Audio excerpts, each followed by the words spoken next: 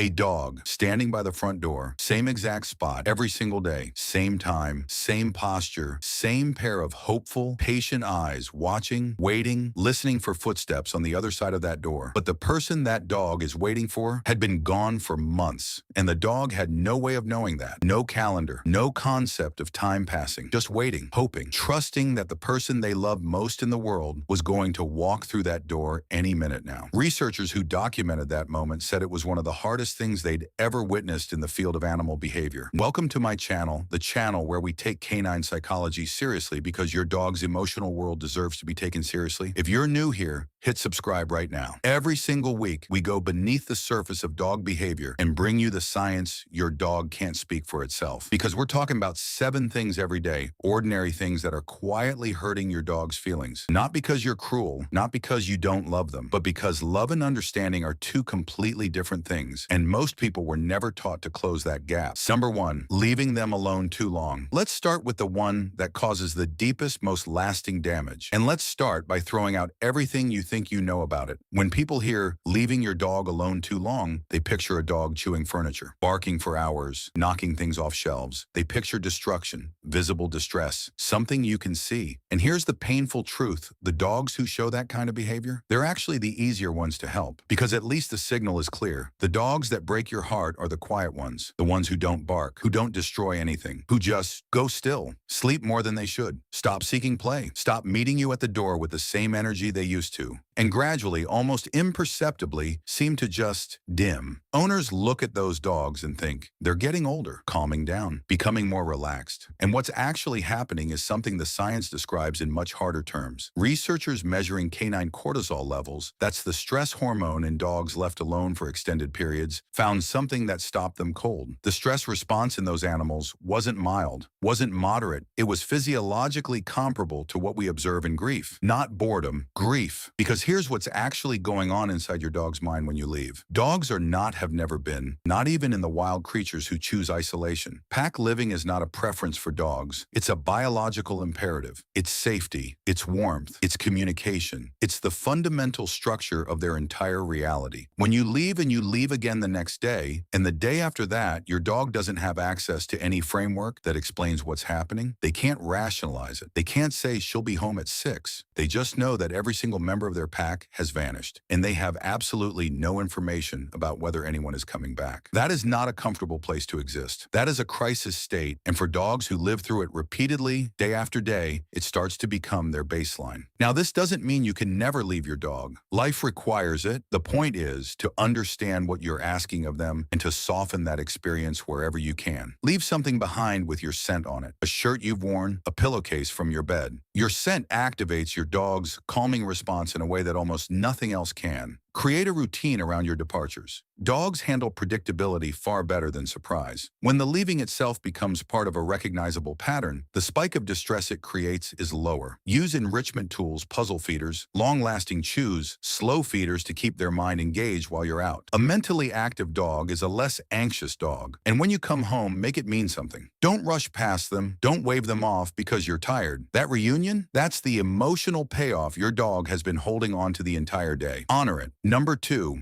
going cold without explanation. This next one happens without anyone intending it, and it may be the most invisible thing on this list. Think about a rough evening. You've had a genuinely hard day, stressful meeting, bad news, exhaustion that goes bone deep. You come through the door and you're running on empty. You don't pet your dog when they come over. You move past them without making eye contact. You sit on the couch and go somewhere else in your head. And when they pad over and nudge your hand with their nose, that quiet little, "Hey, I'm here," you just don't respond. To you, that's Tuesday. That's just a hard night that you need to get through. To your dog, something has shifted. Something is wrong. And every instinct they have is trying to figure out what they did to cause it. This is not anthropomorphism. This is neuroscience. Canine behaviorists have confirmed through imaging and behavioral studies that dogs process human emotional cues using the same neural hemisphere that humans use for emotional recognition, the left side of the brain. They are not casually picking up on your mood. They are reading you, your facial expression, your body posture, the tension in your shoulders. When all of those signals go cold or go absent, a dog's brain interprets it as a social penalty. Because in dog social structures, silence from someone you're bonded to means something. It means disapproval. It means distance. It means they've done something to fracture the connection. And if that experience repeats, if every time you're stressed or distracted, you simply go offline from your dog's perspective, two things can happen. Some dogs become clingy and anxious, constantly trying to restore the connection. Others, and this is the heartbreaking one, they eventually stop trying because reaching out keeps leading to nothing and they've learned not to bother. You don't have to perform happiness when you're depleted. That's not the ask here. The ask is small, softer than you'd think. A few gentle words when you walk in the door, a brief pause to acknowledge them, even just sitting with your hand resting on their back for a moment. That's all it takes to communicate. Everything is okay. You're not the reason things feel heavy tonight. It costs you almost nothing. To them, it is everything. Number 3, raising your voice. This one makes people defensive because almost everyone has done it, and because there's a very common belief underneath it that we need to address directly. The belief is this: raising your voice conveys authority. That volume is how you communicate that you mean it, that a sharp, sudden no snaps a dog to attention and teaches them something. Here is what's actually happening in your dog's brain when you yell at them. The moment your voice rises sharply, your dog's cortisol spikes, their heart rate elevates, their body shifts into a low-level threat response, the same neurological state activated by any unpredictable and potentially dangerous event. And it is the unpredictability of the raised voice, more than the volume itself, that does the most damage. Because here's the thing about unpredictability from the perspective of dog psychology. It is one of the most deeply distressing things a bonded dog can experience from a trusted person. When the human they depend on for everything suddenly becomes a source of threat and fear, the dog doesn't learn what you wanted them to learn. They learn that their environment, that you, are not safe to predict. Over time,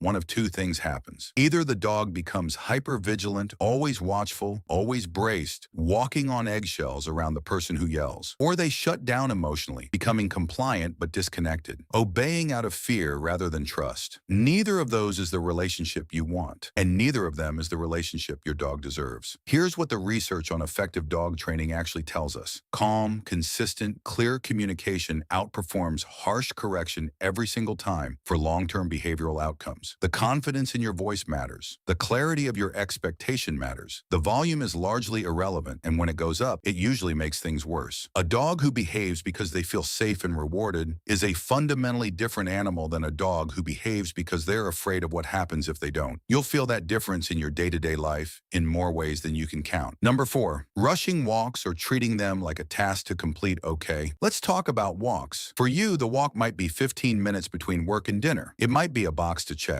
It might be something you do while listening to a podcast or scrolling through your phone, pulling your dog forward every time they stop to sniff at something. Here is what that walk is to your dog. That walk is the most mentally rich, neurologically alive part of their entire day. It is not exercise with a side of sniffing. The sniffing is the experience. The sniffing is the whole point. Here's the number that will change how you think about this forever. Dogs have approximately 300 million scent receptors in their nose. Humans have around 5 or 6 million. The region of your dog's brain dedicated to analyzing scent is proportionally around 40 times larger than the same region in a human brain. When your dog freezes at a patch of grass and puts their nose to work for 45 seconds, they are not wasting your time. They are processing an entire scene. They're reading who passed through, what species, what health, what emotional state, what time of day the other dog went by, what that dog ate recently, whether there's anything unusual in the environment. Scent work is how dogs make sense of their world. And beyond that, beyond the information gathering function, sniffing has a measurable calming effect on the canine nervous system. Studies comparing fast-paced walks with slow, sniff-led walks found that the slow ones produced significantly lower stress indicators in dogs afterward, even when the fast walk covered more ground and burned more calories. A 10-minute walk where your dog is allowed to sniff freely does more for their nervous system than a 30-minute jog where they were constantly being corrected and pulled forward. When you drag your dog away from every sniff, when every time they pause and engage with the world, they feel the leash tighten and the pace resume, you are repeatedly interrupting the one thing they came out here to do. Over time, walks stop feeling like freedom.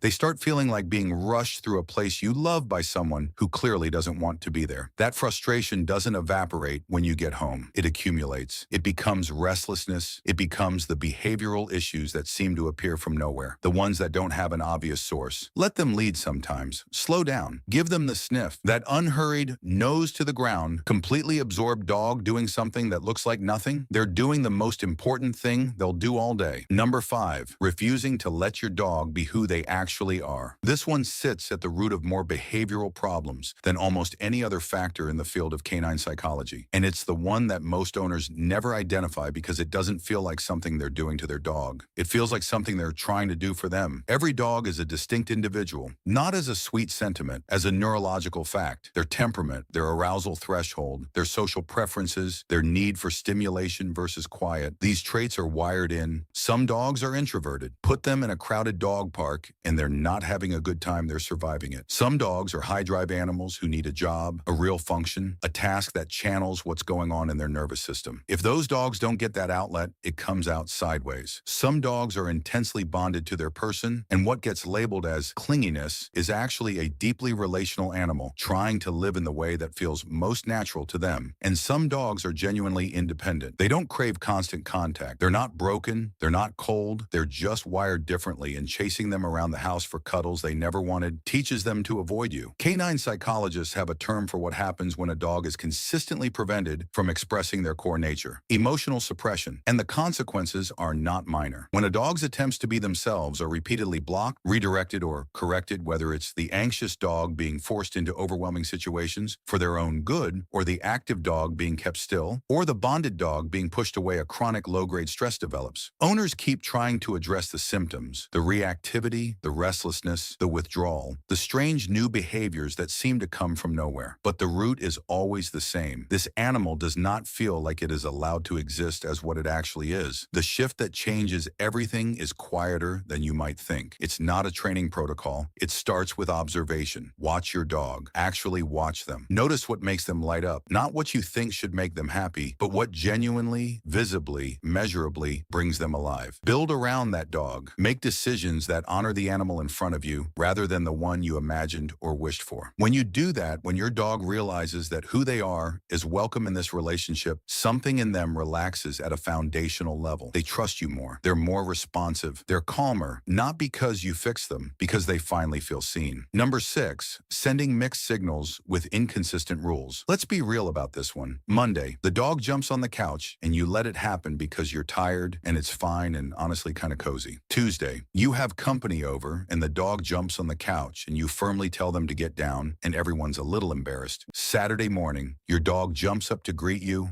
and you laugh and ruffle their ears. Saturday evening, same behavior, different mood, and they get a firm push away and a sharp no. From where you stand, this makes sense. You're managing context, reading the room, being flexible. From where your dog stands, the world has stopped making sense entirely. Dogs are built to find patterns. It's not a preference, it's a survival mechanism. Their nervous system is designed to map out what behaviors lead to positive outcomes and what behaviors lead to negative ones. That internal map is what creates their sense of security. It's what lets them relax. It's what lets them stop bracing and just be. When the rules keep shifting, when the same behavior is fine one day and unacceptable the next, when expectations change based on your mood, rather than any principle, the dog can learn that map becomes impossible to maintain. And the anxiety that follows is not dramatic. It's subtle. It's a dog that watches you too carefully, a dog that hesitates before doing things that used to be automatic, a dog that seems vaguely tense without an obvious reason. Consistency doesn't mean rigidity. It means making a decision as a household and actually following through with it. If the dog is allowed on the couch, then they're allowed on the couch every time, by everyone. If they're not, they're not. Full stop. When consistency returns, dogs relax almost immediately. They're not asking for much. They're asking for a world they can understand. Give them that and watch what opens up. Number 7, not being present, not making real connection. This is the one that's easiest to brush off because it feels like nothing. Because on any given day, you can justify it. You're busy, you're stressed, you're distracted by real things that genuinely need your attention. But over time, over weeks and months of half presence, the effect on your dog is not nothing. The research on this is clear and it is hard to sit with. Studies on oxytocin, the bonding hormone, sometimes called the connection chemical, found that when a dog and their owner make genuine eye contact with each other, both parties experience an oxytocin release. The dog's levels go up, the owner's levels go up. The same neurochemical chain reaction that bonds parents to newborns, that strengthens human friendships, that deepens every meaningful relationship it's happening between you and your dog every time you actually look at each other. That is not metaphor. That is biology. And it requires your actual presence to happen. A phone in your hand during what's supposed to be playtime, rushing through the feeding routine without a word, sitting next to your dog every evening, but never really being there. It all registers. Your dog is reading you constantly, remember. They know the difference between a person who is with them and a person who is nearby. And dogs who consistently experience emotional unavailability from their primary person, the research shows this don't just feel a low-level disappointment. They develop symptoms that look remarkably like depression, reduced appetite, less interest in play, more sleeping, a kind of quietness that owners interpret as personality when it's actually response. When it's actually a dog slowly learning not to expect connection from the person they love most. You don't have to overhaul your schedule. You don't have to manufacture an hour of dedicated dog time every day. What you have to do is be actually present for the time you already spend with them. Put the phone down during play, make eye contact, and let it hold for a moment. Talk to your dog, nodding commands in the soft, low voice you'd use with someone you love who's had a hard day. Sit with them in the evening and actually be there, not just physically occupying the same space. Those small windows of genuine presence do something to your dog that nothing else can replicate. They communicate, you matter to me, I see you, I'm here. Nobody tells you that leaving your dog home changes their brain chemistry. Nobody teaches you that going quiet when you're stressed registers as social punishment to a dog. Nobody explains that a walk is not about the distance, it's about the sniff. We aren't taught these things. And so we love our dogs deeply and genuinely, and still, without meaning to, create gaps between what they need and what we're giving them. But now you know. And knowing changes things. It has to. So take one thing from today, just one. Slow down on the next walk and let them choose the pace. Soften your voice this week, even when you're frustrated. Make eye contact tonight, real eye contact, and stay in it for a few seconds longer than feels comfortable. Leave something with your scent on it before you go tomorrow morning. Your dog is already watching you. They're already trying to bridge the gap from their side. They always have been. The only thing left is to meet them halfway. If this video landed with you, if something here made you see your dog a little differently, please hit the like button right now. It's the most direct way you can help this information reach the dog owners who need it most. Drop a comment telling us which of the 7 hit you hardest. Was it one you'd never considered, or one you already knew but needed to hear said out loud? We'll see you in the next one.